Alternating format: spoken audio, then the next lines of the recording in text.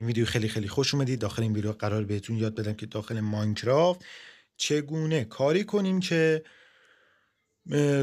داخلش روز رو نشون بده. یعنی چی؟ یعنی اینکه مثلا نشون بده که چقدر از روزامون گذشته، مثلا 1 روز، 2 روز، 3 روز و همینجوری بالاتر، بدون اینکه حتی ماد بزنیم، ماد نصب کنیم بیایم بزنیم و از این جور کارا.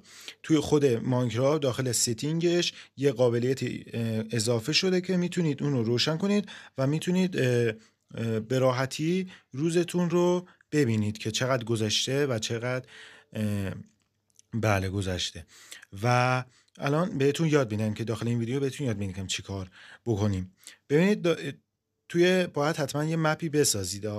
یعنی نمیتونید داخل ستینگ خود ماینکرافت این کار انجام بدید که برای همه شهر این اتفاق بیفته. باید حتما یه دونه شهر بسازید یا همون یه مپ بسازید و داخل اون مپ این ستینگ رو اعمال کنید.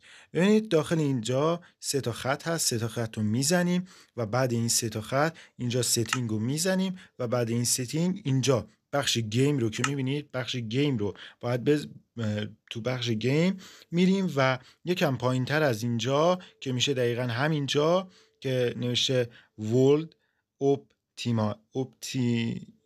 Optinoise.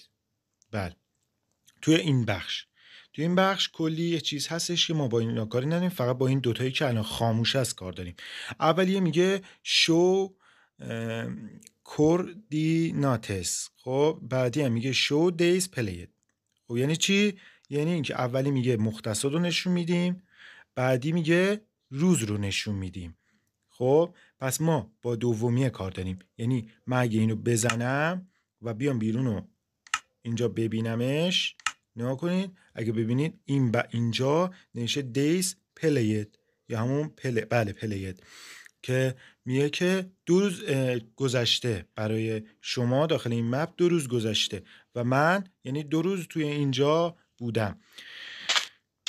خیلی ممنون این ویدیو رو دیدید. امیدوارم از این ویدیو بهره برده باشید و ازش لذت برده باشید.